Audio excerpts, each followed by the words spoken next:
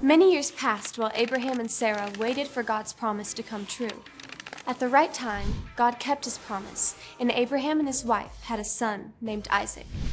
One day, God tested Abraham so that he could show just how much faith he had in God.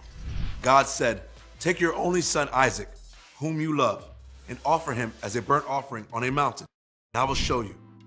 Abraham obeyed God. He got up early, saddled his donkey, and gathered wood for the burnt offering. He set out with Isaac and his servants toward the mountain God had spoken of. When they arrived at the mountain, Abraham had Isaac carry the wood, and Abraham carried the knife and the fire. Isaac asked, "My father, where is the animal for the burnt offering?"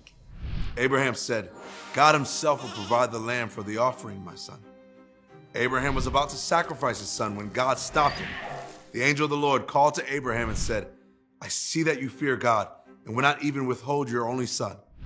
Abraham then saw a ram caught in the thicket that God provided for the burnt offering. Abraham named that place, "The Lord Will Provide." God saw Abraham's great faith because he was willing to give up his only son. God promised again, "I will bless you and make your family as numerous as the stars in the sky and the sand on the seashore. All the nations of the earth will be blessed through your family." Abraham was willing to give his only son for God, but God provided another way. God was willing to give his only son for us. Jesus knew there was no other way to save God's people, so he died and rose again to provide them with forgiveness and life with God forever.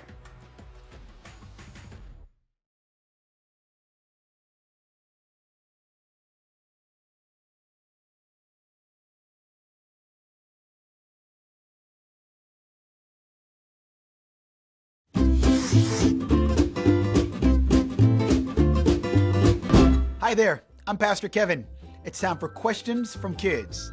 Charlotte from Greensville, South Carolina asks, Why did God send his own son to die on the cross for our sins? that is a fabulous question. The answer to that question is something that every believer must remember and every unbeliever must hear. God has rules, or laws, or standards. God's rule is that no one should sin, and the consequence for sinning is that someone or something must take the punishment for sin. For example, your teachers or parents have rules. When those rules are broken, there are consequences. Maybe you miss a special treat or lose time doing something fun. When we break God's rules, the consequence is much, much bigger. We are separated from Him forever. The good news is that God sent Jesus to take the consequence of our sin and make it possible for us to live with Him in heaven for eternity. God sent His own Son because He loves us. God sent His Son because He wants us to spend eternity with Him in heaven forever. So we should tell others of this good news. Who can you share the good news of the gospel with this week? I would love to hear from you. If you have a question, email me at gospelproject.kids@lifeway.com, and next time I might be answering a question from you.